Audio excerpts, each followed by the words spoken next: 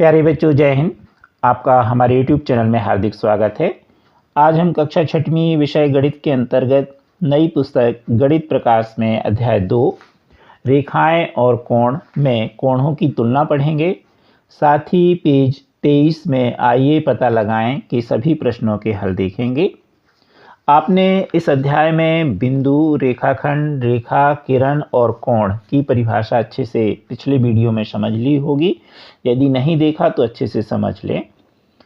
आप अपनी कक्षा से संबंधित सभी विषय के वीडियो भी हमारे चैनल की प्लेलिस्ट में देख सकते हैं और अच्छे से समझ करके स्क्रीनशॉट लेके नोट्स बना लीजिए। और आपने अभी तक हमारे चैनल को सब्सक्राइब नहीं किया तो कर लीजिए। कोणों की तुलना, तो यहाँ पर हम देखें, नीचे कुछ जानवरों के मुंह बने हुए हैं और आप ध्यान से देखिए, उनके जो जबड़े हैं उनमें घुमाव के अनुसार कोण बन रहा है, जैसा आप देख रहे हैं सभी के मुंह पर। और इस मुंह पर बनने वाले कोण के द्वारा हम देख सकते हैं कि किसके जबड़ों के बीच छोटा कोण बन रहा है और किसके जबड़ों के बीच बड़ा कोण। कोई भी दो कोण दिए हों जैसा आप देख रहे हैं, तो हम उनकी तुलना सरलता से कैसे लगा सकते हैं। तो इसमें हम सबसे पहले अध्यारोपण देखेंगे। अध्यारोपण का मतलब है कि जो दो कोण दिए हैं, एक कोण को दूसरे कोण के ऊपर रख करके अर्थात अध्यारोपित करके हम बड़े आसानी से बता सकते हैं कि कौन सा कोण बड़ा है और कौन सा छोटा। जैसे यहाँ दो कोण दिए हैं, एक कोण ABC और एक PQR। तो हम PQR के ऊपर अध्यारोपित करेंगे त्रिभुज कोण ABC।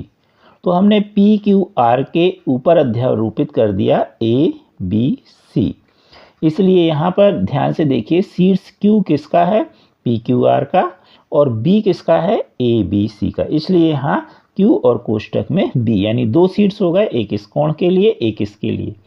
और यहाँ पर जो ये भुजा है, इसमें दो भुजा होंगी, एक आपकी QR और दूसरी BC। इसलिए यहाँ ये दो बिंदु लिखें। जब हम ऐसा करें, आप कागज में काट करके और रख सकते हैं इस कोण को इस कोण के ऊपर, B शीर्ष को Q शीर्ष पर रखते हुए और भुजा BC को QR पर। तो आप देखेंगे कि ये आपका जो कोण बन रहा है ABC, ये PQR से क्या है? छोटा। यानी कौन सा कोण बड़ा कहलाया? PQR कोण ABC से बड़ा कहलाया, अध्यारोपण के द्वारा देखा। इसी तरह हम समान कोण देखें तो कोण AOB और कोण QOY, इसमें को भी हम अध्यारोपित करें जैसा पिछला किया। तो आप ध्यान से देखिए, दोनों के शीर्ष क्या हो गए?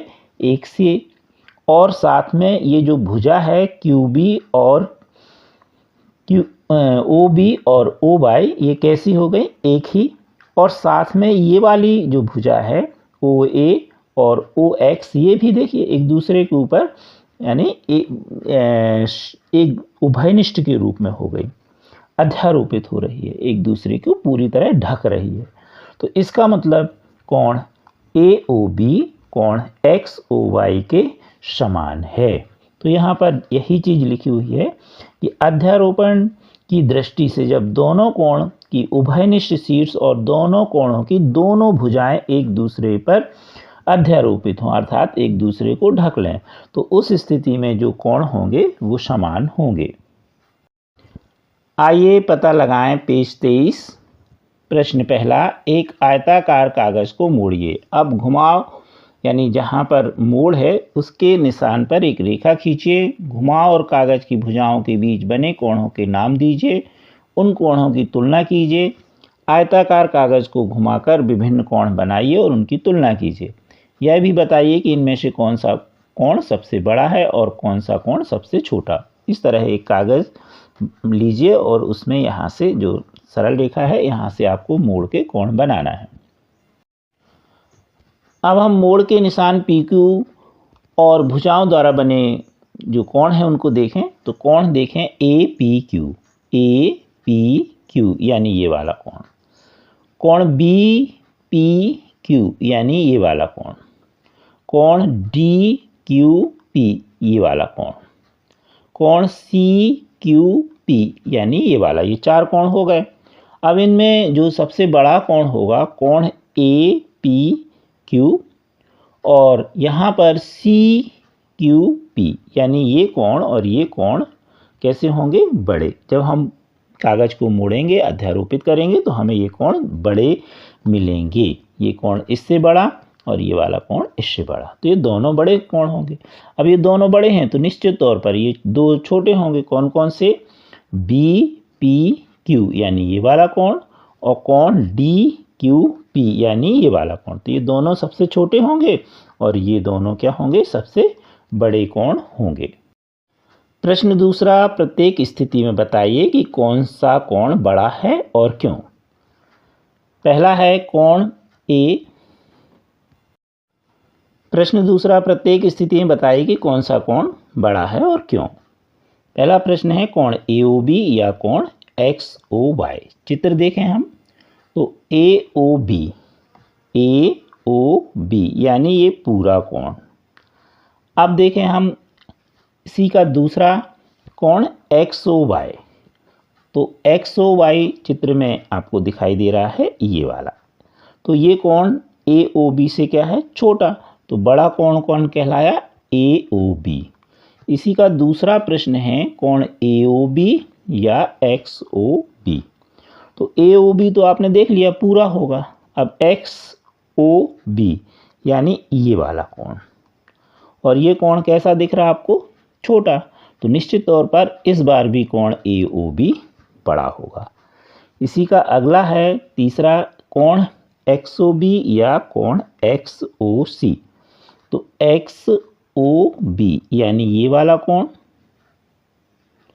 और XOC यानी फिर से वही कोण।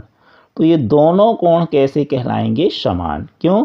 दोनों में शीर्ष उभयनिष्ठ है और भुजाएं OX OB और इसमें OC और OB उभयनिष्ठ हैं और OX दोनों में उभयनिष्ठ, यानी शीर्ष और दोनों भुजाएं उभयनिष्ठ हैं। इसलिए कोण XOB और कोण XOC बराबर होंगे।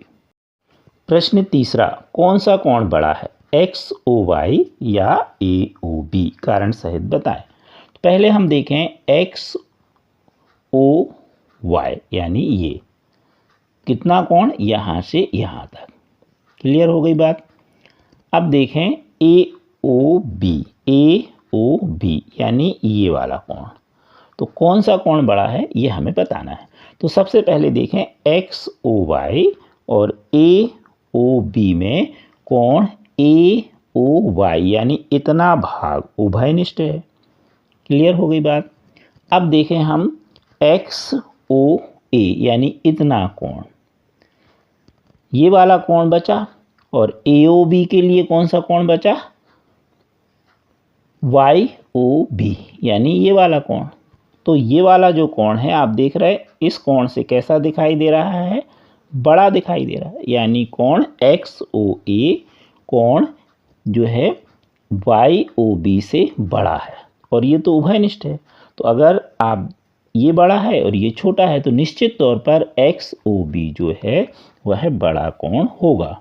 तो यही चीज़ यहाँ पर बताई गई है कि उभयनिष्ठ भाग AOY है और जो शेष भाग है कोण XOY का वो उसमें XOA और कोण AOY का शेष भाग YOB इससे क्या है? बड़ा है। इसलिए ये वाला कोण बड़ा होगा। कृपया हमारे वीडियो को लाइक एवं शेयर अवश्य कीजिए और अभी तक आपने हमारे चैनल को सब्सक्राइब नहीं किया तो कर लीजिए। Thank you.